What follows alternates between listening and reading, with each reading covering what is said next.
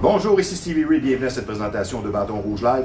Le fameux restaurant de la Chenette d'où nous sommes en direct, situé au 1400 rue Yves Blais, c'est l'émission qui va dans toutes les directions, disponible sur Facebook, sur Quai Marina Flashback. Une très belle émission aujourd'hui.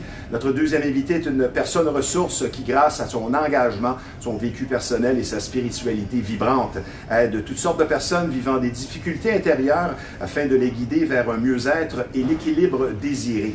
Elle est présidente et cofondatrice de l'Institut du Ressenti et viendra nous transmettre de belles énergies, encore une fois, et nous parler de l'approche bénéfique de cet endroit peu commun où elle œuvre et guide les gens. Nous recevrons Martine Boucher. Mais tout d'abord, j'avais bien hâte de la rencontrer pour ouvrir cette émission. Elle est DJ depuis plus de 20 ans.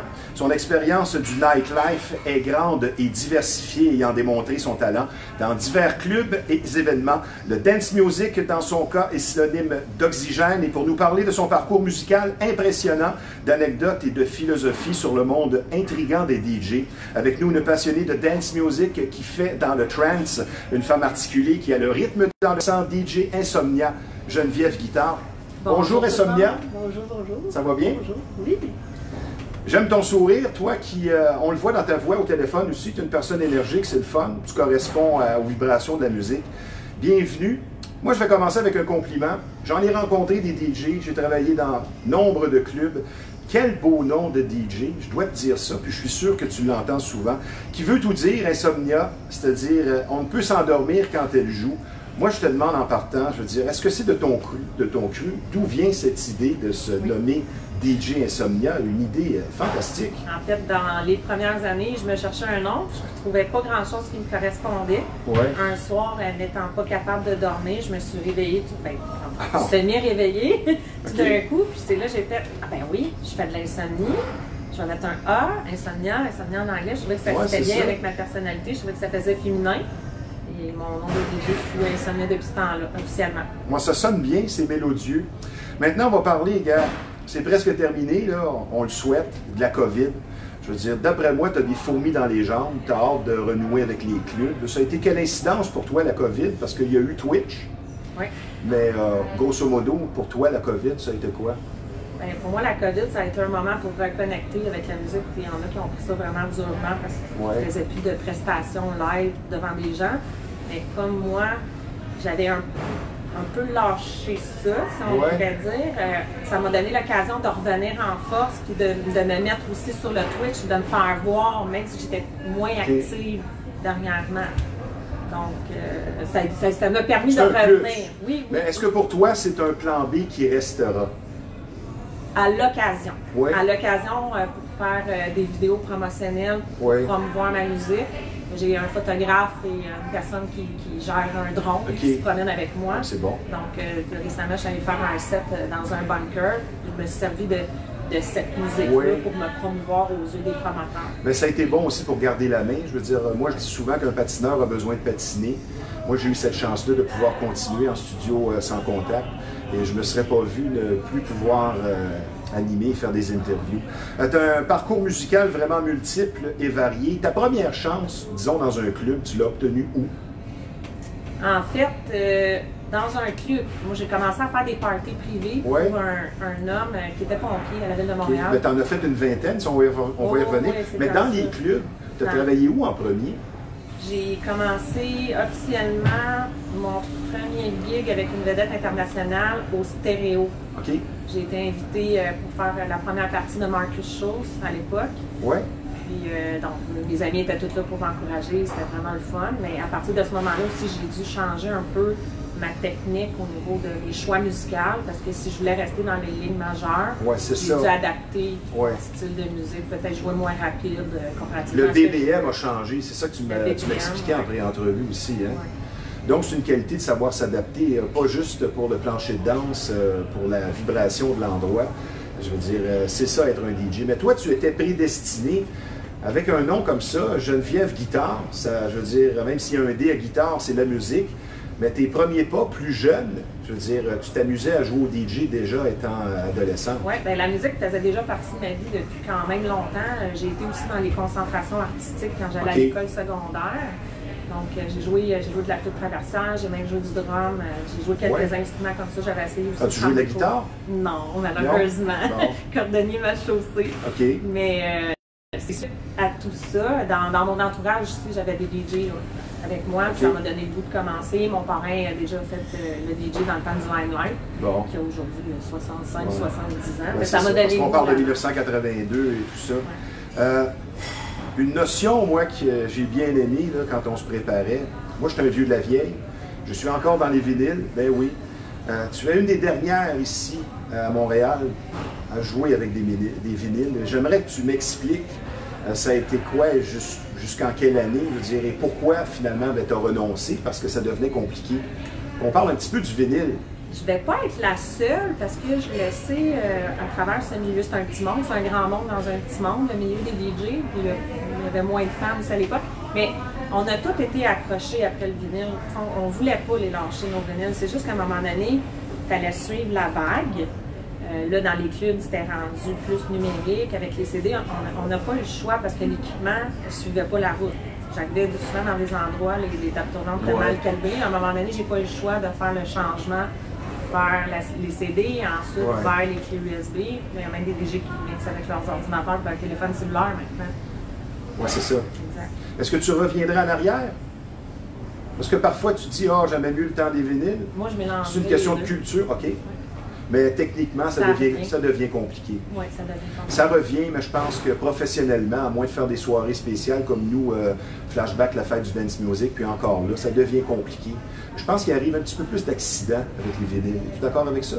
Oui, si je peux me permettre de raconter une histoire. Vas-y, c'est le temps des anecdotes. J'étais une personne un peu lunatique, c'est arrivé à quelques occasions en fouillant dans mes vinyles, puis en venant sur les tables, des fois on s'accrochait dans notre aiguille, fait que ça fait un gros devant tout le monde. Puis ça m'est déjà arrivé aussi dans un événement, j'ai fait Évolution Radar One à Québec, où moi je suis arrivée avec mes vinyles, je jouais à l'extérieur, pas de parasol, avec le gros soleil. Donc, ça a tout fait gondoler mes vinyles. Ils ont été obligés de courir pour aller me chercher un parasol pour me protéger du soleil. Oui, parce donc, que si, fragile, la je me rappelle, je me suis fait prendre une fois, tu descends en ville, dans certains endroits, comme à l'époque à M&M Records, tu t'achètes quelques vinyles, puis après ça, tu fais quelques boutiques. Il fait chaud comme aujourd'hui, puis c'est pas long, un vinyle qui coûte, je dirais, 15 minutes au soleil et c'est fait. Même pas. C'est détruit. Même pas. Une minute. Oui. Je dirais, je mettais mon vinyle sur ma plate. Une minute après, je le voyais gondoler comme ça. Là. Question suivante, toi qui es dans le domaine professionnel depuis une vingtaine d'années, est-ce qu'on peut être trop vieux pour être DJ? Non. Non? Non, pas du tout. Tous les DJ que je connais, les meilleurs, Michel Simard. C'est ça, les meilleurs ont l'expérience. Exactement, ils sont encore vivants, puis on aime tout encore ça. C'est une passion pour nous. Oui, c'est ça. Question suivante, tu as connu la belle époque des clubs. Une époque inoubliable et marquante pour ceux qui... Tu sais, la nouvelle génération, c'est pas nécessairement ça. Mais toi, tu as connu ça, tu as joué dans les clubs et ça tend à disparaître. Est-ce que ça reviendra? Es-tu optimiste pour la suite?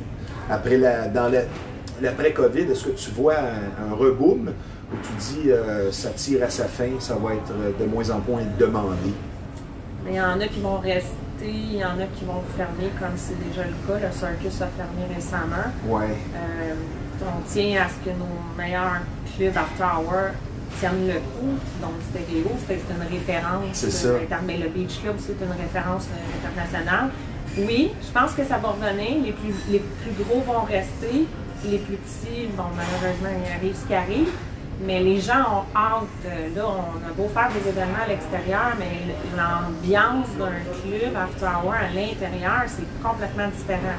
Oui, c'est ça. Il y a un autre style de vie. C'est pas le même monde non plus. Non, c'est pas le même monde non plus. Mais parlant du monde, est-ce que le public a changé depuis tes débuts il y a 20 ans dans leur façon de fêter ou de, selon l'expression consacrée, de chiller? Tu vois une différence? C'est sûr qu'au niveau de mon crowd qui me suit, c'est souvent les mêmes que j'avais il y a 20 ans, qui m'ont juste suivi dans ma tradition. Il y a quelques nouveaux, parce que bon, les raves, ça n'existe pas d'hier. C'est moins tendance de dire rave, cette connotation-là est un peu disparue. C'était associé à beaucoup de négatifs aussi. Oui, exactement. Mais il y a toutes sortes de gens. À chaque fois que je fais de la musique, je rencontre des nouvelles personnes. Il y en a qui commencent à écouter la musique électronique. Ça fait 20 ans qu'ils en écoutent. Moi, comment je pourrais dire ça? Je suis tout le temps stupéfaite à chaque fois de rencontrer du monde quand je fais de la musique. Puis quand c'est au nouveau, je suis encore plus contente de les voir et de me présenter. Ben oui. C'est plaisant. Je veux dire, la musique, les clubs, les événements. On va parler du trance. Pour le bénéfice des gens, moi j'aimerais que tu nous expliques. Je sais c'est quoi, mais il y a bien des gens qui entendent ça parce qu'il y a de plus en plus de sous-catégories. Le trance, qu'est-ce que ça veut dire en bon québécois? Ben, même tout récemment, je parlais à des gens, puis je vais aller faire de la musique éventuellement. Trance, pour eux, c'était comme, oh ouais, trance, prog, je connais pas ça. À la base, même moi, quand je commençais à sortir, j'allais écouter de la musique, peu importe le style de musique. Donc les gens, leur oreille s'est perfectionnée avec les années. Là, maintenant, tu vas avoir du trance progressif, du trance mélodique, du uplifting trance, du trance hard, du trance plus techno. La même affaire pour le house, il y a plein de dérivés. Mais moi, je crois qu'on peut arriver à mélanger les styles de musique en faisant une belle progression dans un set. Je ne jouerai pas juste du trance, je vais me promener un peu dans les variantes. Et tu es comme la seule DJ typiquement trance à Montréal. Je veux dire, on t'a surnommé la Queen of Trance. Queen of Trance pendant longtemps. La Queen of Trance est capable maintenant de se promener. Je vais autant aimer le techno que le house. C'est sûr, je ne mélangerai pas tout ça dans un même style, mais je vais être capable de me promener selon le moment de la journée où je vais faire de la musique, les gens qui sont en avant de moi, est-ce que c'est à l'extérieur, à l'intérieur, je m'adapte beaucoup à la clientèle qui se présente en avant de moi. Tu as travaillé dans nombre de clubs. Tu as fait 4 balles en blanc. Ça, c'est pas tous les DJ qui peuvent se vanter de ça. Mais ta première expérience balle en blanc n'a pas nécessairement été ta meilleure des expériences et tu as su rebondir, tu m'as dit. Non, tu as su t'adapter. C'est en fait, c'est plutôt ma première expérience avec l'entreprise que j'ai joué avec un artiste international. Là, je remonte tantôt, je faisais référence au stéréo. Ce soir-là, j'ai été rencontrée, comme je l'expliquais tantôt, j'ai dû adapter mon style musical pour rester dans les lignes majeures. Parce que quand on fait une ouverture pour un DJ international, on ne peut pas jouer à la même vitesse que lui, on ne peut pas jouer les mêmes tracks que lui. C'est pas très bien vu. Donc, j'ai dû un peu, Insomnia qui jouait du 138 BPM, que c'était mon style, ben j'ai dû un petit peu m'updater là-dedans. Jouer peut-être autour de 125, 128. C'est pas la même chose. DJ. Non, puis j'ai dû aller fouiller plus loin musicalement parlant que de jouer les classiques qu'on joue habituellement dans les parties privées. Mais faire un bal en blanc, pour toi, c'était quelque chose de très spécial. Je veux dire, c'est une belle pièce sur un CV. Là. Oh oui, c'était vraiment un moment inoubliable là, quand on voit les gens en avant de nous, c'est 10-15 000 personnes qui ont les bras dans les airs. Mon nom avait passé dans le journal. Je suis revenue chez moi le lendemain. J'ai été fébrile toute la journée d'avoir vécu ce moment-là. Je me sentais comme Céline Dion. C'est le fun, ça. Belle comparaison. Évidemment, un DJ ne fait pas ça pour l'argent, même si parfois ça peut être très payant. C'est la passion en premier. Mais un aspect qui suscite encore les discussions, ce sont les femmes qui œuvrent dans un milieu, il faut dire, fermé. Et il y a 20 ans, qui était encore un milieu, peut-être sans dire macho, mais masculin. Les préjugés, les obstacles envers les femmes étaient bien présents. Et tu l'as vécu, tu l'as senti directement. Tu devais travailler plus fort car tu es une femme, tu me l'as confié. Parce que c'est un sujet, on est ici justement pour parler des vraies choses. La fermeture d'esprit des hommes, c'est une situation qu'on peut encore vivre. Mais ta réaction à l'époque, et peut-être une anecdote ou deux, par rapport à cet aspect là, de préjugés en étant une femme DJ? C'est sûr, c'était souvent des non-dits. On m'a jamais vraiment dit en face de moi, mais c'est déjà arrivé des commentaires. Toi, c'est plus facile, tu es une femme. Sans vouloir dire, même si tu mixes moins bien, ça va passer parce que tu es une femme. Moi, je sentais beaucoup de pression par rapport aux hommes qui m'entouraient, mais je n'étais pas la seule fille DJ à Montréal. On n'était pas beaucoup à l'époque. Dans les connus, là, il y avait Mistress Barbara, mais il y avait les plus locaux comme moi, Pink Feria aussi, avec qui j'ai partagé des événements. Mais oui, on se sentait souvent parce qu'on était une femme qu'on devait prouver plus qu'on était capable de faire. As-tu subi du sabotage, comme nous expliquait Lady Black Ice dernièrement à l'émission, qu'elle se faisait saboter carrément ses affaires? Non, pas du tout. Non, ça, tu n'as pas vécu ça?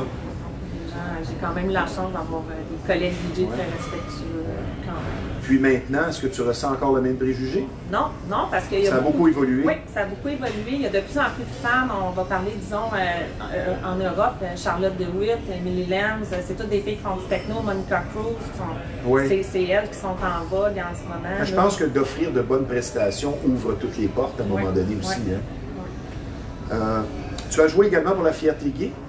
Ça aussi, tu devais être bien contente de ça. C'est un autre aspect de plus sur ton CV. Maintenant, j'aimerais qu'on parle un petit peu de l'aspect fatigue, parce que tu as fait beaucoup des after hours. Ça demande beaucoup physiquement à un moment donné, surtout quand tu joues, il est rendu 4 heures du matin. Fatigué parfois? Oui, ça arrivait, j'étais fatiguée. Ça arrivait, des fois, il fallait que je me mette des doubles alarmes, parce que si je faisais de la musique à 4 heures du matin dans la nuit, je me couchais avant. Puis après ça, je me rendais sur place. Puis il y en a qui jouent sur les speeds, je veux dire, on va se dire les vraies choses. Tu as déjà été plus jeune aussi. Pas juste du café. Non, c'est ça. Mais oui, et surtout avant que je prenne une petite pause involontaire, j'avais un enfant qui venait de naître et je faisais encore des événements, donc ça me demandait encore plus d'être en avec un enfant qui pleure le matin quand toi tu arrives à la maison à 6-7 heures. Exactement. Quand il fait ses dents. Tous ces moments-là. Mais j'ai su quand même m'élever au-dessus de ça. Puis pour moi, c'est important d'avoir l'air à bien en forme. Oui, c'est ça. Devant mon public. Moi, j'ai apprécié ton côté terre-à-terre en conversation hors d'onde quand on se préparait. Vraiment pas la tête enflée. De ton propre aveu, tu ne joues pas à la vedette parce que parfois, certains DJ, j'en ai connu, ça peut être compliqué. J'aimerais qu'on parle maintenant du côté simple, si important. C'est l'humilité. L'humilité pour un DJ, tu es d'accord avec moi, c'est important? Oui, qu'est-ce que tu me dirais à ce niveau-là? Qu'est-ce que je dirais à ce Parce que tu en as côtoyé des gens, tu m'as parlé d'une vedette qui t'avait bien déçu. Oui. Sans nommer de nom, parce que cet artiste-là, il est connu mondialement. Moi et mon collègue Wiz, Steve, de son prénom, nous faisions la fermeture, si je ne me trompe pas, on a joué à 2 reprises avec lui. On a fait une ouverture, une fermeture à ce moment-là à Québec. Je ne nommerai pas l'événement non plus. Lui, il était tout content d'amener un petit vinyle fétiche de cet artiste-là et j'étais avec lui. Là, on arrive pour aller le voir. Puis en anglais, on lui dit I'm sorry, we don't want to bother you. Et lui, il nous a répondu Yes, you bother me. Alors là, on s'est regardé, on a fait comme ouais, ok, qu'est-ce qu'on fait? Fait que tu sais, on est comme reparti bredouille avec notre vinyle, puis ça s'est arrêté là. C'est plate, malaise. Ben oui. On vient jouer avec eux, puis on est mal à l'aise d'aller les voir.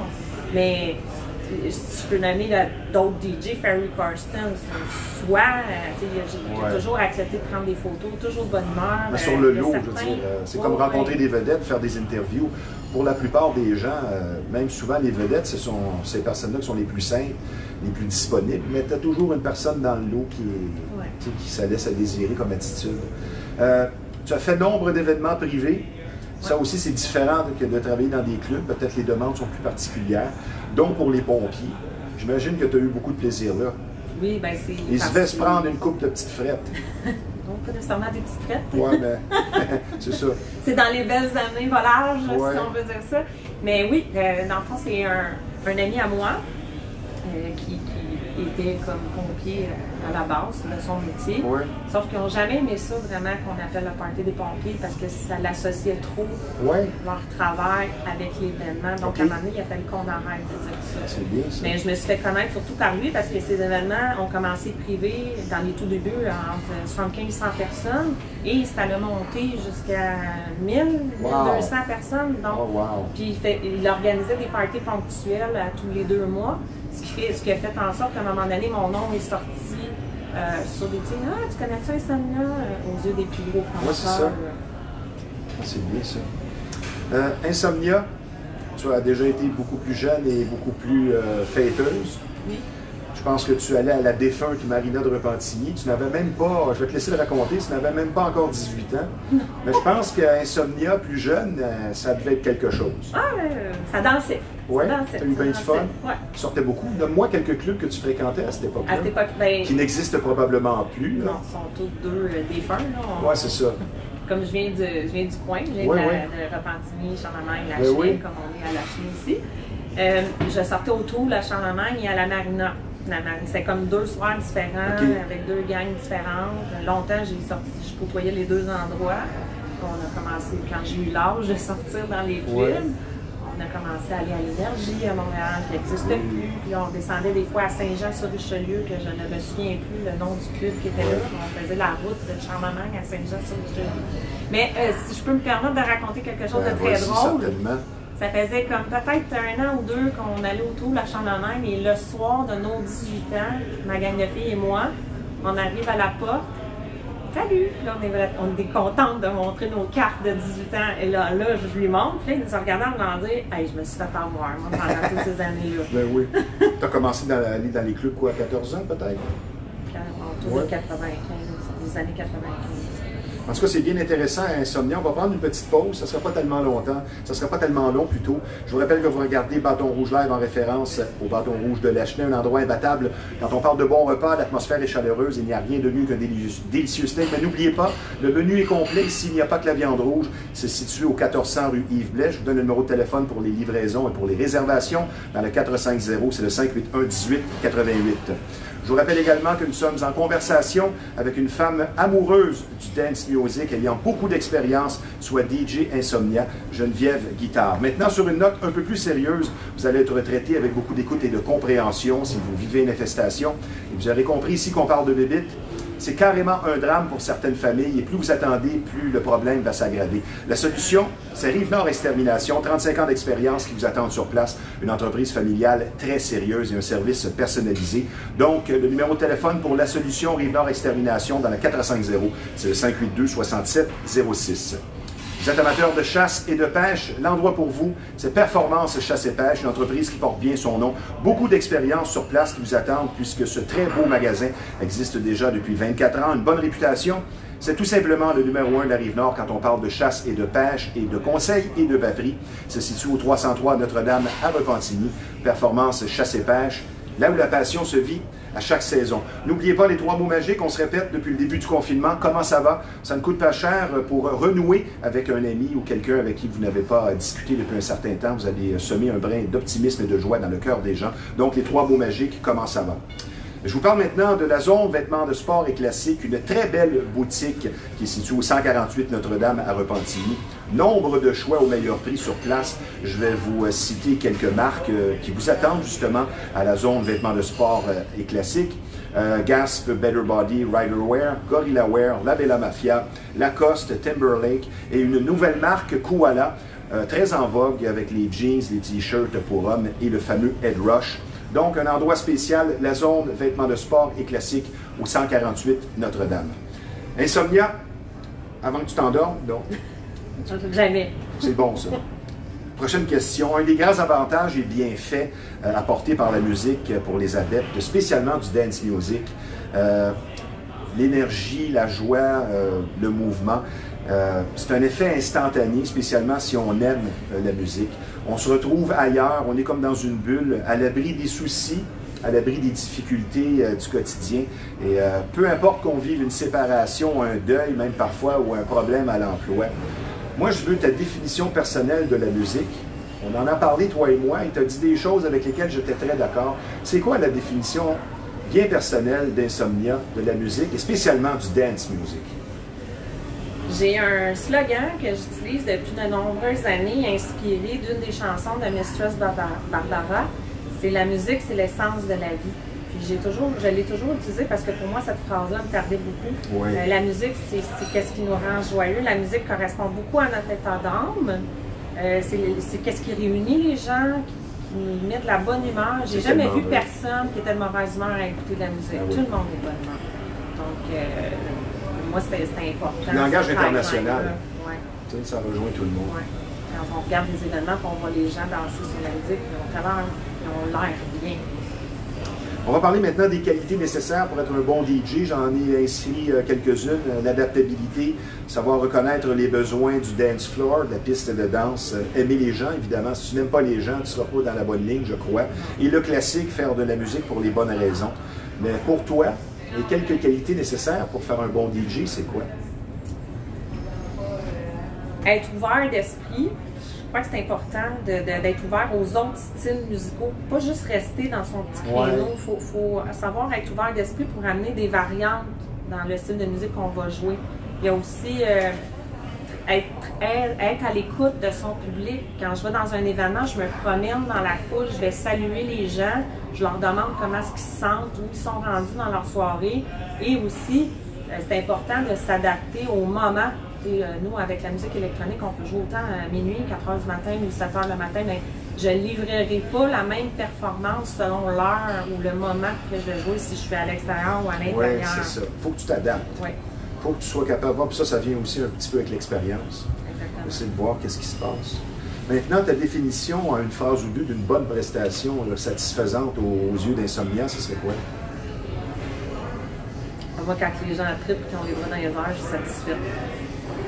Réaction spontanée. Réaction spontanée. Quand les gens, il faut qu'ils trippent. Comme je disais tantôt, c'est un état d'âme.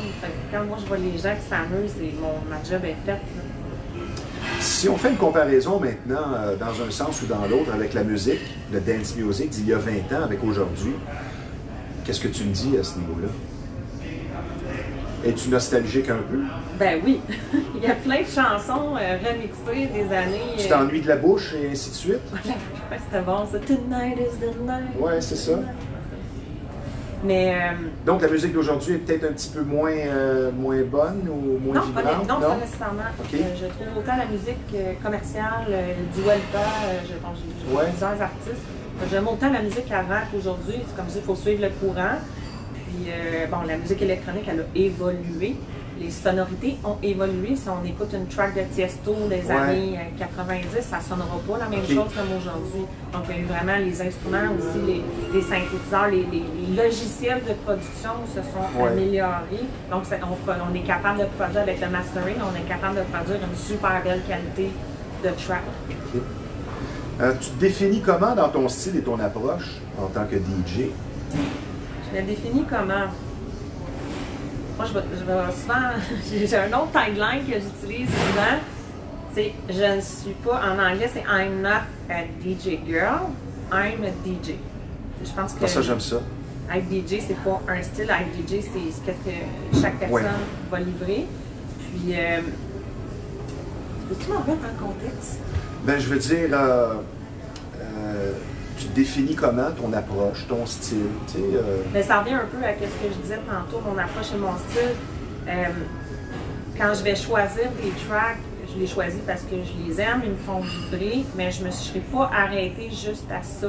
Okay. Je vais vraiment filer les gens devant moi, puis je vais m'adapter aussi. Des fois, je vais arriver avec une idée, puis finalement, j'arrive pour jouer, puis je dois complètement changer mon plan de match. Donc, je dois m'adapter très rapidement. Comme au hockey. Exact.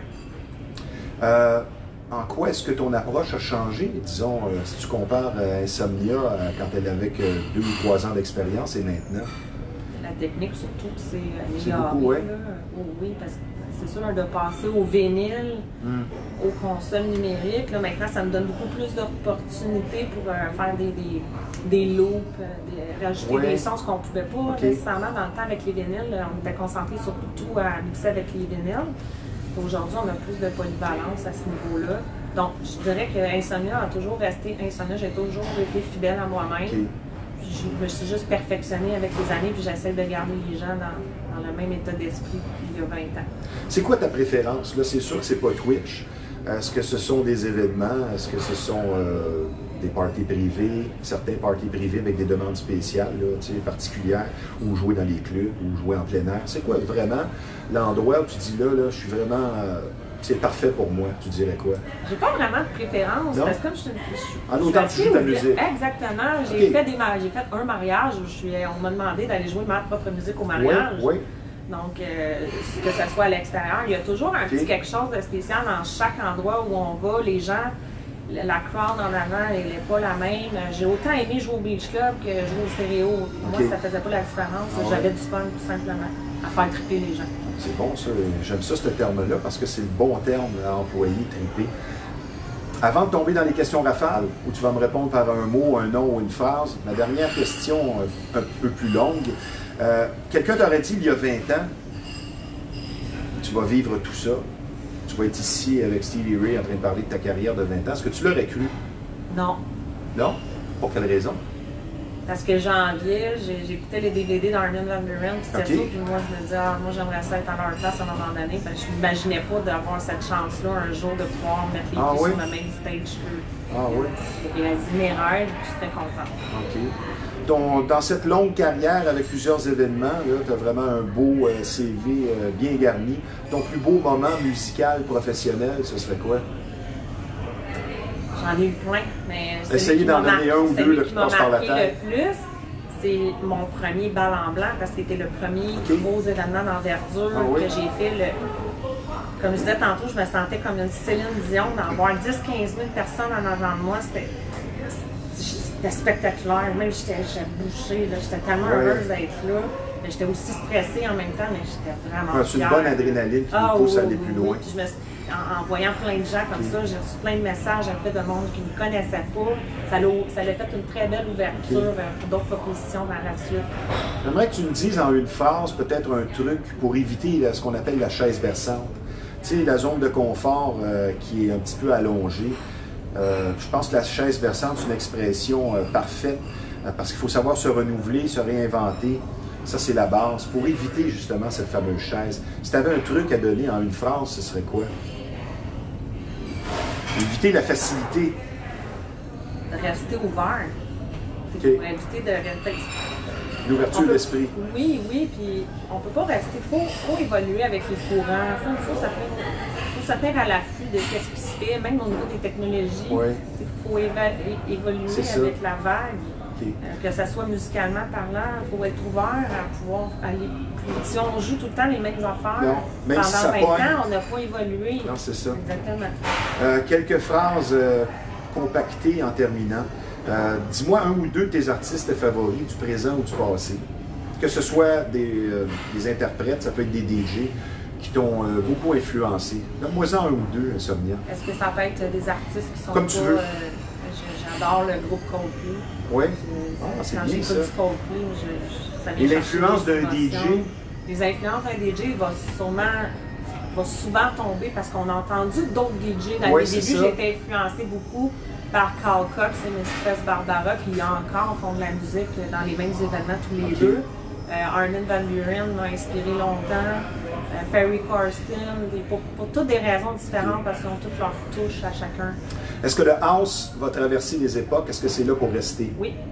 Ta décennie favorite musicalement? 90. OK. Es-tu superstitieuse? Des fois. OK. Dans ta préparation d'avant-match, il y en a qui méditent, d'autres consomment. D'autres aussi sont très nerveux. As-tu encore une adrénaline? Et dans ta préparation avant une prestation, là, en une phrase ou deux, qu'est-ce que tu dois absolument faire pour être satisfaite? Dis là, je suis bien préparé. Ça serait quoi? J'en aurais tellement long à raconter. Ouais, on n'a plus de temps, donc... respirer, parce que j'ai encore autant le même stress que le 20 ans. Ah oui? Autant stressé que ce soit un petit party, un gros party, c'est le même. Tu prends des bonnes respirations, tu prends peut-être un petit 5 minutes tout seul. C'est une sorte de méditation finalement. As-tu déjà songé à abandonner pour quelconque raison que ce soit?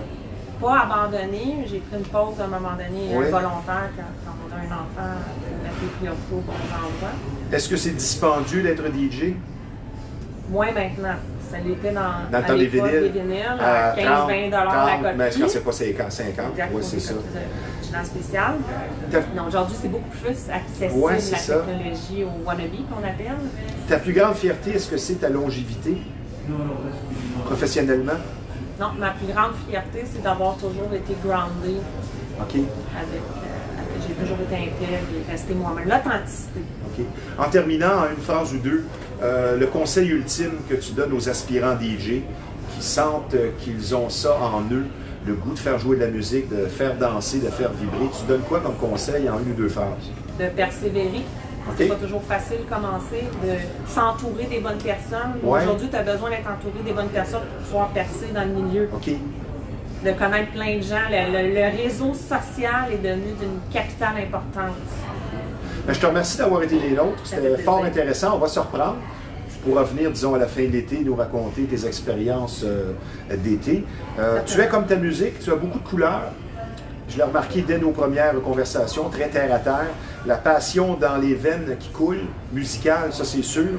Je te souhaite encore beaucoup de musique, et spécialement du dance music. On va se reprendre prochainement. Est-ce que, si tu veux faire une plug en bon québécois, si les gens veulent te suivre, on va sur quoi? Sur le web? J'ai ma page Facebook, oui. Dans le fond, ma page Facebook, j'ai une page artiste Insomnia. Vous allez me trouver. Je suis pas mal une des seules filles qui s'appelle Insomnia, sinon c'est des hommes, ça, vous allez vous tromper. Donc j'ai un profil personnel. J'ai aussi une page sur Instagram, DJ Insomnia. Donc par ces 2 médias sociaux-là, vous allez me retrouver facilement. Bon, ben poursuis ton beau travail, Insomnia. On se reprend très prochainement. Merci d'avoir été des nôtres. Merci Stevie. Ça fait plaisir.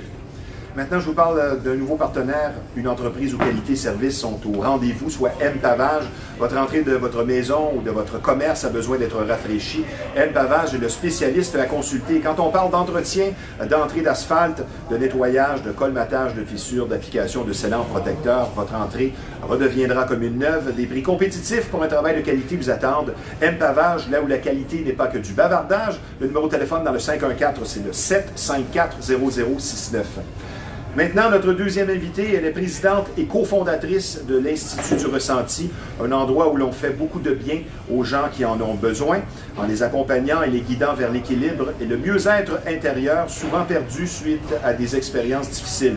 Et pour nous parler de l'approche de l'Institut, des services offerts et de choses et d'autres, avec nous une femme qui fait dans la spiritualité et dont le sourire est communicatif, Martine Boucher. Bonjour Martine. Bonjour Stevie. Ça va bien? Oui, très bien. Merci. Tu as encore un beau sourire, comme toujours, parce que ça fait plusieurs fois, tu es une habituée de l'émission maintenant. Donc, bienvenue à l'émission. Pour situer les gens d'entrée de jeu, tu es présidente de l'Institut du Ressenti. Ça s'adresse à qui? Ça s'adresse à toute personne qui ont envie de se sortir de certaines difficultés, toute personne qui se cherche aussi. Des patterns. Des patterns, des personnes qui cherchent leur voie aussi. Qu'est-ce que je vais réaliser? Qu'est-ce que je vais faire de ma vie? C'est assez vaste comme à qui on s'adresse. On travaille aussi avec des autistes. On travaille aussi avec des gens qui ont des traumas. Alors, voilà. Mais les services offerts, grosso modo, c'est quoi? Mettons, les gens, suite à ça, ou qui veulent vous consulter, quelles sont les démarches? Puis c'est quoi que tu offres? En fait, on offre un accompagnement avec des chevaux. Oui, ça, on va en parler plus loin, ça c'est vraiment spécial. Oui. Donc, l'accompagnement pour... il y a diverses activités. Il y a un atelier de 2 jours pour alléger le sac à dos, notre bagage de vie. On a un programme complet également. Et là, on est en train de travailler avec une firme qui va nous amener à peut-être bonifier notre offre de service. Alors, il est possible qu'il y ait des... Ben, en fait, élargir tout ce que vous offrez. Oui, avoir des programmes plus courts, plus longs. Voilà. Il faut dire que l'Institut existe déjà depuis nombre d'années. Oui, absolument. L'Institut, en fait, ça fait une dizaine d'années qu'on fait ce qu'on fait et chacun de notre côté, mon associé Roger Dupuis et moi-même, on travaillait, lui, depuis plus de 25 ans. Moi, ça fait une vingtaine d'années. Et on a joint nos forces.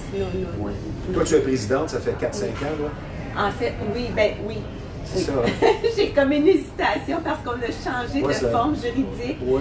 Et en fait, c'est nouveau de cette année, la forme actuelle, mais l'Institut existe depuis 5 ans. Maintenant, le ressenti, c'est pas difficile à comprendre, mais en d'autres termes plus exhaustifs, ça veut dire quoi pour le bénéfice des gens? Si on donne des synonymes au ressenti, tu dis quoi? Le ressenti, en fait, c'est, par exemple, des émotions. On va les ressentir. On est triste, on ressent notre tristesse. On est en colère, on ressent la colère. Ça, c'est le ressenti émotionnel. Le ressenti pur, le ressenti naturel, c'est un espace de neutralité où on n'est ni dans les émotions, ni dans la gestion, dans le roulement de notre mental. On n'est pas dans la tête. On n'est pas dans la tête, on n'est pas dans les émotions, on est dans un espace de neutralité où c'est calme, c'est paisible, où il fait bon être. On se retrouve avec soi-même, dans le fond. Et ça ne ment pas. Exactement. Des gens qui fuient la solitude ou le silence, des fois, ça veut dire quelque chose. Oui. Tout à fait. Spécialement dans les couples, on voit ça. Les couples ne sont pas capables de passer 5 minutes seuls. Oui. Des fois, ça va te rattraper. Absolument. Je m'en viens bon. Hein? Ça sent bien. Très, très Je commence à comprendre certains phénomènes. Bon.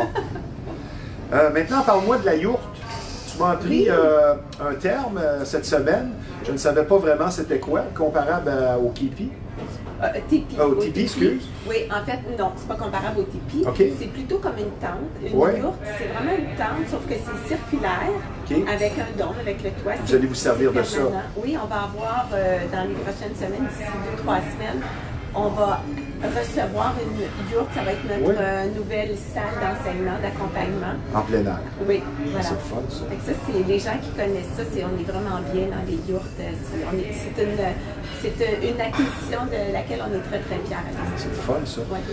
On va parler un petit peu de la COVID, parce que veux pas, là, il y a des incidences un peu partout dans toutes les sphères d'activité. Mais comme tu me l'expliquais, vous fonctionnez par petits groupes. Oui. Donc, ça n'a pas nécessairement changé grand-chose à l'Institut. Non, absolument. On travaille, nos groupes, c'est 4-5 personnes à peu près, puis on a tellement d'espace qu'on peut, la distanciation a toujours été présente. C'est on ça. a pu travailler, fonctionner de la même façon. Donc, ça n'a pas changé grand-chose. Non, ça n'a pas changé. Mais peut-être plus de personnes, étant donné que la COVID est venue jouer sur le psychologique des gens, le sac à dos s'est amplifié, tu as peut-être encore plus de gens qui consultent? En fait, je dirais que là, on commence à sentir que les gens arrivent plus. Pendant la COVID, il y avait beaucoup de peur, les gens osaient moins se déplacer. Alors, on a eu un roulement constant. Et maintenant, là, on commence à voir, je dirais qu'on s'en va vers les listes d'attente. Toi qui es dorénavant une spécialiste, il ne faut pas avoir peur de dire les mots. Pour les gens qui n'ont pas eu le privilège de travailler, de voir des chevaux, on en est rendu là, parce que moi, tu le sais, dès nos premières rencontres, j'étais vraiment médusé, parce que ça veut dire de travailler, de laisser le cheval, choisir la personne, ainsi de suite.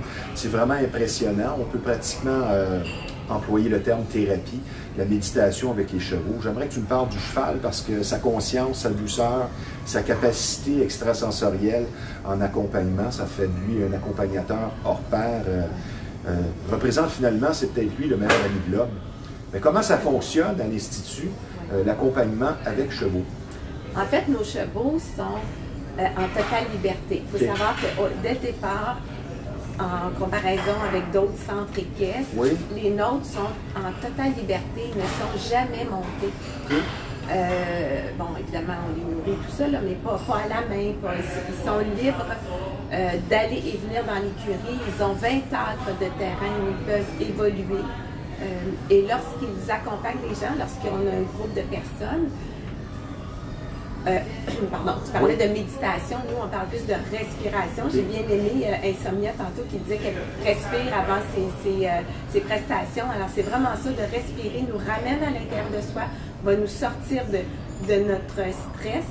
Alors on amène les gens à bien respirer. Par la suite, on va aller marcher à travers les chevaux et là il y a une sélection naturelle, un jumelage naturel. C'est spécial ça. C'est le cheval, par son ressenti, il va ressentir, par exemple, je dis n'importe quoi, mais si Stevie porte de la colère, il y a un cheval X, mettons Joey va sentir, va dire, oh tiens, il ne va pas se dire ces mots-là, mais il va ressentir la colère, il va manifester par un geste, soit t'approcher, soit coller son museau sur le ventre, te consoler, manger à tes pieds.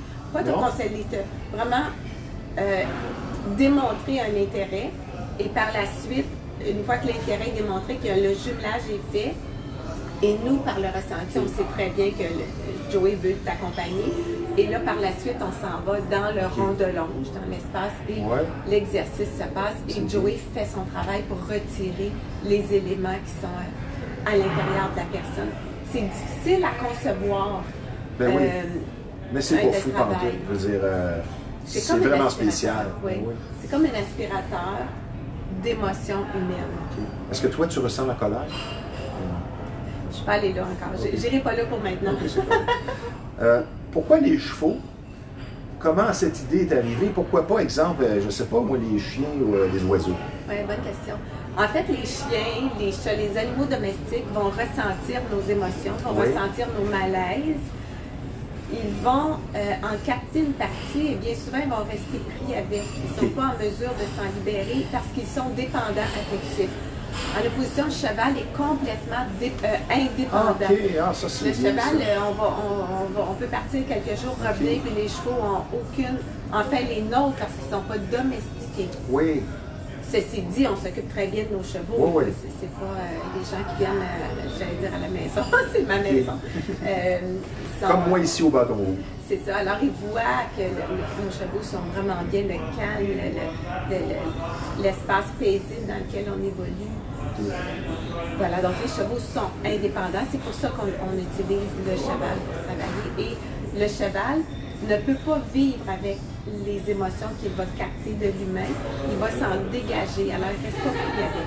Il va s'en dégager. Tu vas avoir des gens qui vont se présenter là avec un trop-plein, soit de colère ou d'expériences difficiles, puis eux, il n'y a rien à faire avec les chevaux. Ils sont trop remplis de. Ah oui, de oui, tout ça. oui, il y a quelque chose à faire. Okay. Oui, justement, le cheval est là pour ça. OK, parfait. Quand je dis qu'il ne peut pas vivre avec, c'est qu'il peut. Parce qu'il va le retirer, il va l'enlever de l'humain. OK. Lui, il l'aspire, comme tu disais tantôt. Il l'aspire comme un Parfait. aspirateur, il va l'aspirer Okay. et par la suite, il va s'en dégager. C'est là où je veux dire, il ne peut pas vivre avec, il ne peut pas le porter. Mais as-tu eu des cas où la personne a vraiment un trop-plein extraordinaire et que tu vois que tous les chevaux, sans exception, le fuient? Est-ce que c'est arrivé, ça? C'est pas lorsqu'il y a un trop plein d'émotions. Okay. C'est plus bon, que tout le troupeau fuit une personne, non, j'ai jamais vu ça. Non, okay. Ça va être plus quand la personne est vraiment dans son mental, là, que ça roule constamment et que la personne n'a pas d'ouverture pour dire OK, oui, j'ai envie de m'en libérer. Une personne peut venir être très curieuse de ce qui se passe, mais dans le fond d'elle-même ne veut pas s'en libérer. Donc là, le cheval, sans la fuir complètement, ne va pas manifester un intérêt vers cette personne. Ben, j'aurais été tenté de dire que si tout un troupeau complet fuit une personne, c'est peut-être pour son odeur. La personne ne le sait pas. Question suivante. On va philosopher un peu, toi et moi. Toi qui œuvres dans l'entraide et les aspects véritables de la vie, ta définition bien personnelle de la spiritualité qui va plus loin que seulement les mots, soit l'action, mais la vraie spiritualité, selon Martine Boucher. Ah, tu m'amènes dans un espace où je vais pas souvent. En fait, la spiritualité, honnêtement, C'est une question qui te met mal à l'aise? Ça me met pas mal à l'aise, c'est que... Et puis j'ai entendu aussi dans la présentation qu'on parlait de spiritualité. On va pas, nous, dans la spiritualité. Mais ça en est, veut pas. Ben, ça en est.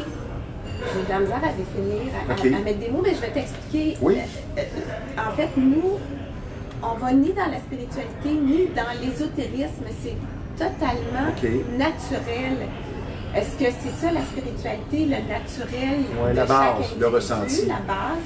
À ce moment-là, je vais le définir de cette façon-là. Pour nous, c'est vraiment d'aller à la base de l'individu dans sa nature profonde. C'est plutôt dans cet aspect que l'on travaille avec la nature humaine. Et ça, pour nous, ben, il n'y a pas de spiritualité ou de. C'est la nature. Est-ce que l'arbre est spirituel? Est-ce que les oiseaux sont spirituels? Si tu me dis oui, ben à ce moment-là, je vais dans ce sens-là et dire que c'est tout ce qui est tout à fait naturel, qui évolue tout ensemble. On sort tout juste d'un épisode pour l'humanité difficile, la COVID. C'est quoi la morale de cette histoire collectivement, selon Martine Boucher? Ben, j'espère que les gens vont prendre le temps justement pour se reconnecter au vrai. Se reconnecter à eux-mêmes, parce qu'on a été beaucoup laissés en individualité, on a été beaucoup isolés. Et j'espère que les gens en auront profité pour ressentir ce qu'ils portent, pour ressentir peut-être leur mal-être, ou pour ressentir leur bien-être, et d'aller dans cet espace-là pour... se reconnecter. Et faire ce qu'il y a à faire pour être bien. Dans le cas où on a ressenti qu'on n'est pas bien, de faire le nécessaire pour être bien. On va continuer dans les définitions pour situer les gens. L'expression consacrée chez vous, c'est le sac à dos. Moi, j'ai toujours bien aimé ça. Je trouve que ça correspond tellement bien à ce que l'on vit après des années parfois de difficultés de toutes sortes. Ça veut tout dire. C'est sûr que vous travaillez là-dessus, vous n'avez pas le choix. Je veux dire, les gens sont là pour ça. C'est la cause de plusieurs maux, des blocages également. Pour certains, c'est vraiment plus lourd que d'autres. C'est quoi la vraie définition complète du sac à dos? Le sac à dos, c'est à la base le manque d'amour de soi. qui fait qu'en manquant d'amour de soi, on va accumuler des difficultés, des émotions qui vont s'accumuler dans notre sac à dos. Parce qu'on ne s'aime pas, on n'arrive pas à régler. On ne règle pas, en fait, on accumule les difficultés. Et c'est toutes sortes de difficultés. Ça peut être des difficultés financières, des difficultés de santé, des difficultés de relation avec les autres ou même d'estime de soi. Alors, ce manque d'amour va faire que notre sac à dos va se remplir. On a un bagage lourd qui va s'accumuler. Et là, ben, va arriver les maux, malaises et maladies. Toi, tu donnes beaucoup, tu es dans l'entraide. Je veux dire, tu ne ferais pas ce travail-là si ce n'était pas dans tes valeurs. Donc, tu es une personne très énergique, mais parfois, tu as beaucoup de travail. Arrives-tu, je pense, dernièrement un peu, as-tu des épisodes de fatigue? Ah, ça m'arrive comme tout le monde. Parce que tu as des fonctions quand même, je veux dire, multiples. Oui. Oui, et beaucoup de déplacements aussi. Tu sais, comme on dit, dû pour des vacances, est-ce que ça t'arrive ou tu es sans cesse renouvelé et ça finit plus? En fait, dû pour des vacances, j'ai un peu de difficulté à prendre des vacances dans le sens où j'aime tellement ce que je fais que je peux difficilement m'imaginer de ne pas être là, de ne pas être sur le terrain, de pas... Oui. Mais oui, le physique vient qu'à être fatigué par moment et quand mon physique est fatigué, je me ramène à, OK, j'ai oublié de prendre du temps pour moi, pour respirer dans le feu de l'action, dans tout ce qu'il y a à faire. Oui, ça m'arrive, comme tout le monde, d'être fatigué. Oui, ça arrive. Ça répond à la question.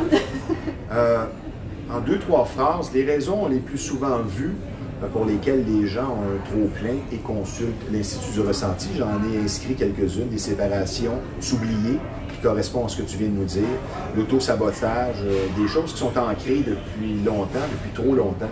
Mais quelles sont les raisons qui reviennent le plus souvent? On peut parler de burn-out professionnel, évidemment. Là. Oui. Les gens ont une soif d'être... En fait, oui, ce qu'on voit souvent, en fait, c'est...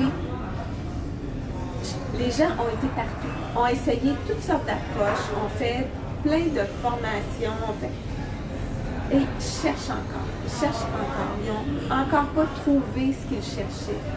Alors, ils arrivent chez nous par moment en désespoir de cause, on va voir qu'est-ce qui se passe ici, pour s'apercevoir qu'en toute simplicité, on arrive à toucher vraiment à la source de la personne. On arrive à dégager le trop-plein, on arrive à enlever le sac à dos et à toucher à qui l'on est réellement.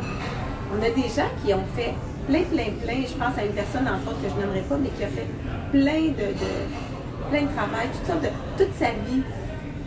Ça a 70 ans, cette femme-là. Elle arrive à l'Institut, puis elle fait le programme, puis sa vie a changé. Et ça fait 70 ans qu'elle cherche une solution à ses malaises, à ses dépendances, à sa colère, à son trop-plein. Et ce qu'elle dit, moi j'ai fait une culbute en arrivant chez vous. Elle dit, ça vraiment, j'ai l'impression, comment elle peut l'expliquer, c'est j'ai fait la culbute. Non, okay. On les montre pas les cheveux. Okay. Elle a vraiment fait la culbute à l'intérieur d'elle et maintenant c'est une autre personne, c'est une autre énergie qui l'habite, sa colère est disparue. Alors qu'une autre personne, elle fait un exercice, elle sort de là, puis toute sa vie, une dame d'autour de 60 ans, toute sa vie, elle a voulu mourir. À chaque matin qu'elle se levait, elle voulait mourir. Et dans un exercice qui dure 9 minutes, avec le cheval qui a aspiré son malaise, qu'est-ce qui n'allait pas. Il n'y a pas tout. En 9 minutes, on ne règle pas tout. C'est bien important de le noter. Sauf que cette femme-là, une des pierres les plus importantes dans son sac, c'était de vouloir mourir à tous les jours. Mais c'est parti. Il n'y en a plus de ça. Elle respire, elle dit, j'ai beau respirer, puis vouloir aller chercher qu'est-ce qui est là. Puis elle dit, c'est plus là. Elle dit, Martine, elle dit, je ne l'ai plus parce que je fais des suivis auprès des clients, je les rappelle quelques jours, quelques semaines après pour voir si tout continue de bien aller. Et après 2 semaines, elle dit, c'est plus là, c'est parti. Là, ça vient prouver que la technique fonctionne. 2 petites questions avant d'aller à la pause. Dernièrement, j'ai vu sur ton Facebook une vidéo où tu expliquais comment distinguer, différencier le ressenti émotionnel et le ressenti de l'être profond. Pour le bénéfice encore là des gens, en quelques phrases, c'est quoi la différence? c'est vraiment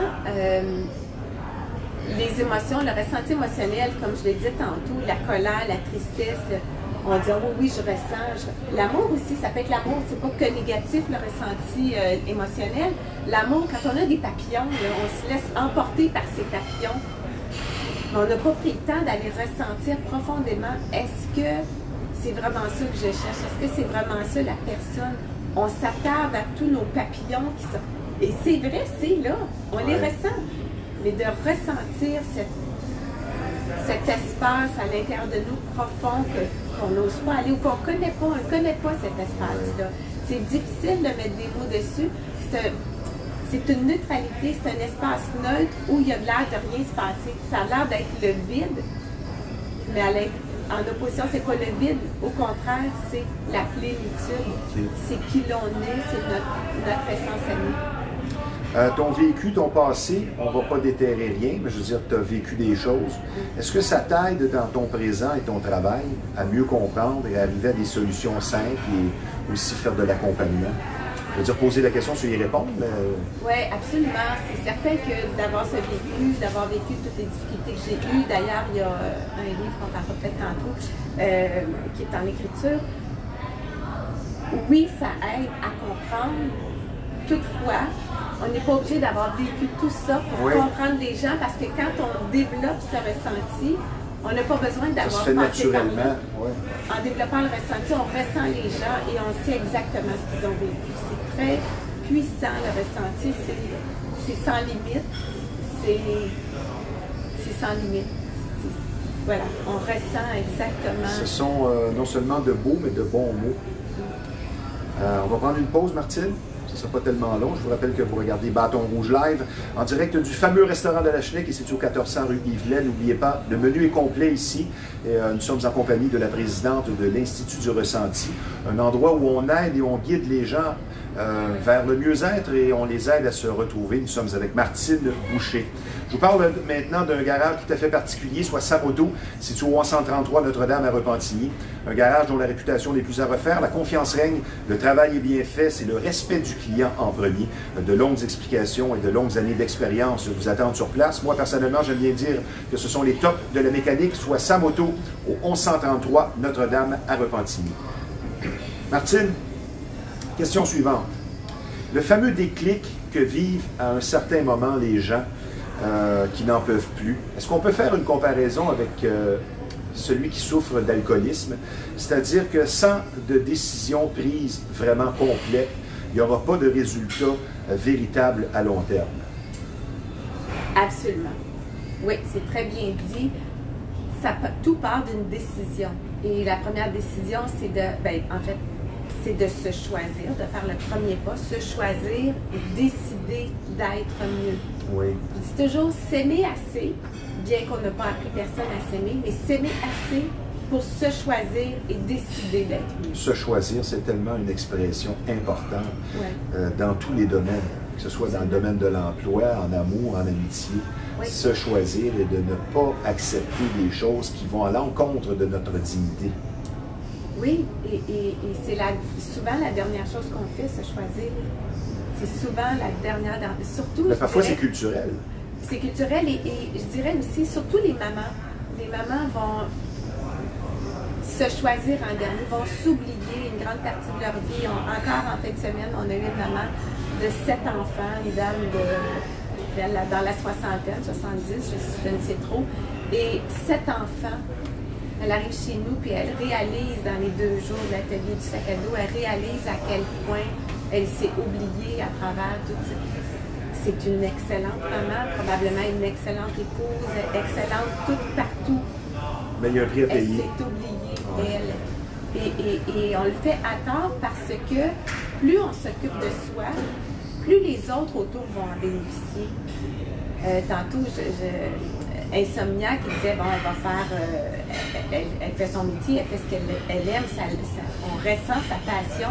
Et je suis certaine que si elle restait à la maison, en sachant que sa passion l'attend, puis qu'elle n'y va pas pour rester près de son ou ses enfants, elle va être une moins bonne maman que si elle va faire ses soirées, même si elle est fatiguée le lendemain, elle va être énergisée, elle va s'être nourrie, elle va s'être occupée d'elle dans sa passion. Et c'est ce qui fait qu'elle devient après une meilleure maman. Il reste peu de temps avant de parler de ton bouquin qui est présentement en chantier. Quelques questions. Est-ce qu'une bonne écoute inconditionnelle, finalement, c'est le secret de l'Institut et d'un bon séjour? Oui, en fait, je dirais qu'on est comme des Sherpas. Si on connaît les Sherpas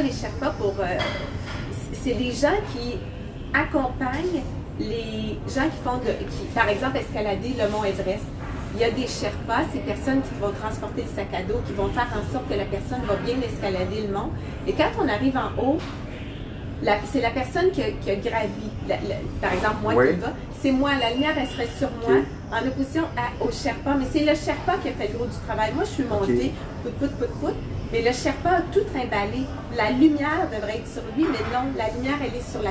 Alors, c'est ce qu'on fait. La lumière, elle est mise sur les gens qu'on accompagne. Nous, on est en retrait. On les accompagne avec les chevaux. Et c'est eux. On dit toujours, c'est eux qui font le travail. Bien sûr que sans nous, ils n'arriveraient pas au même résultat. Ouais. Mais c'est eux qu'on met en lumière. C'est eux les héros. En quelques phrases, est-ce qu'il y a une transformation quelconque dans l'approche depuis les tout débuts dans l'Institut du ressenti? Ou c'est resté sensiblement la même recette? À part la yourte. À part la yourte, à part les installations qui évoluent, bien entendu. C'est la même chose. C'est une recette gagnante. C'est la base. Il y a beaucoup de cette... pas beaucoup, mais tout cet accompagnement, tout ce langage, tout ce que l'on fait a été créé par Roger et par moi. Et ce qui change, ce qui est en mouvement, c'est l'accompagnement qu'on ajoute, par exemple, les autistes, les personnes avec des traumas. On va... voyons, excusez le mot m'échappe, mais malayer, on va améliorer, pas améliorer, mais bref, transformer notre programme, adapter, pardon, c'est le mot que je cherchais, adapter notre programme pour ces différentes clientèles. En quelques phrases, parfois les gens vont mieux, spécialement après un séjour à l'Institut. On va parler de rester aux aguets, parce qu'il ne faut pas baisser le bouclier non plus. Je veux dire, les problèmes ne sont pas nécessairement réglés à jamais. Selon ton vécu, ton expertise, les vieilles habitudes et patterns, malgré une guérison en apparence, un rétablissement, il faut rester aux aguets. Es-tu d'accord avec ça? Oui, tu veux dire quand les gens passent à l'Institut? Bien, ils passent à l'Institut un peu comme quelqu'un qui a arrêté de boire, mais ne fais pas exprès après de t'exposer à la bouteille. Ça ne veut pas dire que parce que tu as arrêté de boire pendant 7 jours que le problème est nécessairement réglé à jamais. Bon, bien, si on prend c'est que souvent, par exemple, dans un cas de consommation, si on ne peut pas retoucher à la bouteille, c'est qu'on n'a pas réglé la problématique. La problématique, elle est gérée. Alors, ce qu'on apprend à l'Institut, c'est de régler nos problématiques. On a les outils, on les règle pendant qu'on est avec nous, on fait un grand ménage et on acquiert les outils Donc, pour être en mesure de régler. C'est ça. La personne, après, peut avoir des signes et va se resservir des outils. Exactement. OK. Alors, ça, j'aime ta réponse. On n'est pas dans la gestion du tout. Chez nous, on apprend à régler les problématiques. On parle dans notre société d'aujourd'hui de plus en plus du mot s'épanouir, la tendance collective, parfois, on dirait, à l'individualisme, le fameux focus on yourself. Finalement, ça nuit plus que d'autres choses. Bien, ça dépend comment c'est pris. Ça dépend parce que je disais de se choisir, de ne pas piler sur le voisin. Bien, c'est ça, pas marcher sur le voisin pour... oui. Alors, c'est difficile d'être en désaccord avec ça, mais si on pile sur le voisin, bien sûr que non. Mais quand on est bien avec soi, quand on va piler sur le voisin, c'est qu'on a quelque chose qui n'est pas bien à l'intérieur de nous. C'est qu'on va pas bien pour piler sur l'autre. Tu me déranges, tu vas... Et quand je suis bien, mais la personne d'à côté... Tu me dis ça, elle fait une entrevue en plus, c'est correct. Je ne l'ai pas dit au début, je vais faire l'entrevue. Oh, ben là, t'es pas fine, par exemple. Mais quand c'est ça, donc la personne à côté me dérange, c'est qu'il y a quelque chose à l'intérieur de moi qui ne va pas bien si je fais dessus. Mais si je vais bien, je m'occupe de moi. Quand je dis s'occuper de soi, par exemple, si on reprend l'exemple que je mentionnais d'insomnia qui va faire ça. Quand elle revient, ça ne veut pas dire parce qu'elle est allée s'occuper d'elle qu'elle ne s'occupe plus de ses enfants. Au contraire, elle est beaucoup plus présente parce qu'elle est bien, elle s'est fait du bien. Martine, merci. Merci au nom des gens. des gens à venir aussi. Merci à l'Institut du Ressenti. Pour vous joindre, qu'est-ce qu'on fait?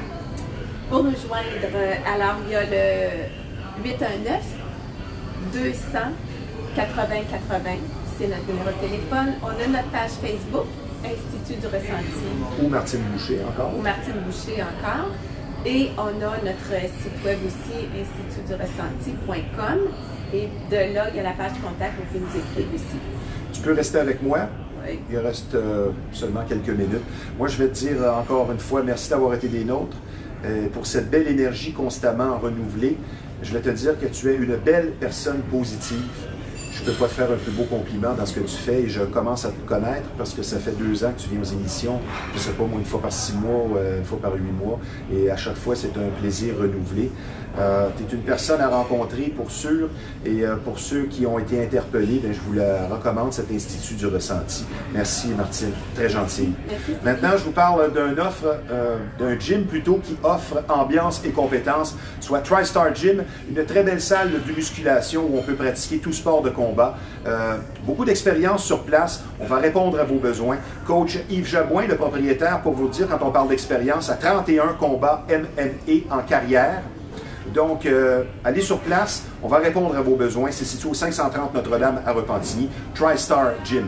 Je vous parle d'un de nos partenaires les plus importants ici à Bâton Rouge Live, soit le Centre d'imagerie Pixel, que l'on surnomme et pour cause l'incontournable. Quand on parle d'imprimerie de graphisme, c'est tout simplement le numéro 1 de la Rive-Nord. C'est situé en face de l'ancienne marina de Repentigny, au 351 Notre-Dame à Repentigny, justement. Un service varié, très professionnel qui vous attend sur place. Donc, Pixel, l'incontournable, le numéro de téléphone dans la 450, c'est le 654 99 44. Sur ce, merci Martine, merci Insomnia, et merci à vous d'avoir été des nôtres. Ici Stevie Ray. À la semaine prochaine.